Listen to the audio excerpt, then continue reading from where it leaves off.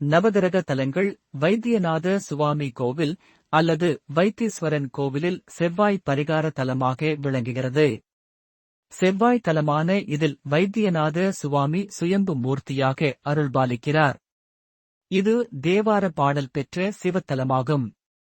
தேவார பாடல் பெற்ற 274 சிவாலயங்களில் இது 16வது தேவாரத்தலம் ஆகும். செவ்வாய் பகவான் பூமா தேவியின் மகனாக கருதப்படும் செவ்வாய் அங்காரகன் என்றும் அழைக்கப்படுகிறார்.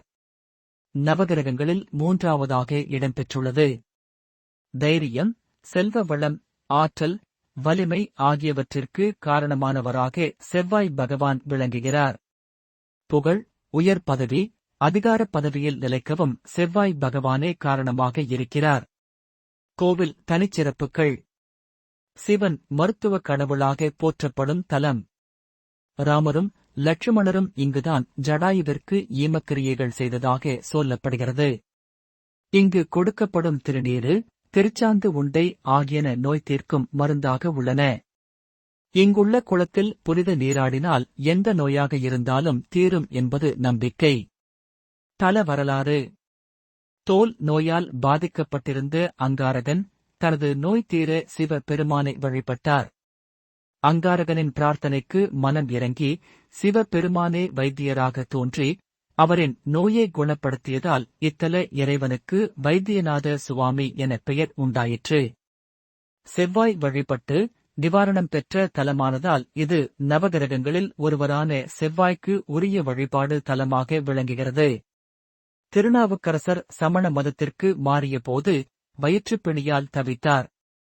அப்போது அவரின் சகோதரி வைத்தியநாத சுவாமியை வழிபட்டு திருநீறு பூசியதால் திருநாவுக்கரசரின் பிணி தீர்ந்தது என்றும் மருத்துவராக வந்து சிவனே நோயை குணப்படுத்தியதாக சொல்லப்படுகிறது. நோய் குணமான பிறகு சிவ பெருமானை நினைத்து திருநாவுக்கரசர் பாடியதே திருநீற்றுப் பதிகம் ஆகும். புள்ளிருக்கு வேளூர் பெயர் காரணம். வைத்தீஸ்வரன் கோவிலுக்கு புள்ளிருக்கு வேளூர் என்று ஒரு பெயரும் உண்டு. புள் என்ற சடாயு, இருக்கு என்ற வேதமும், வேள் என்கிற முருகப்பெருமானும், ஊர் என்கிற சூரியன் ஆகிய 4வரும் இத்தலத்தில் வழிபட்டு நலம் பெற்றதால் இப்பெயர் பெற்றது. இக்கோவிலின் குளம் சித்தாமிர்த குளம் என அழைக்கப்படுகிறது. புனிதமாக கருதப்படும் இக்குளத்தில் நீராடினால் நோய் நீங்கும் என்பது ஐதீகம். நன்றி. இறைவன் மகிமைகள் சேனலுக்கு சப்ஸ்கிரைப் பண்ணுங்க.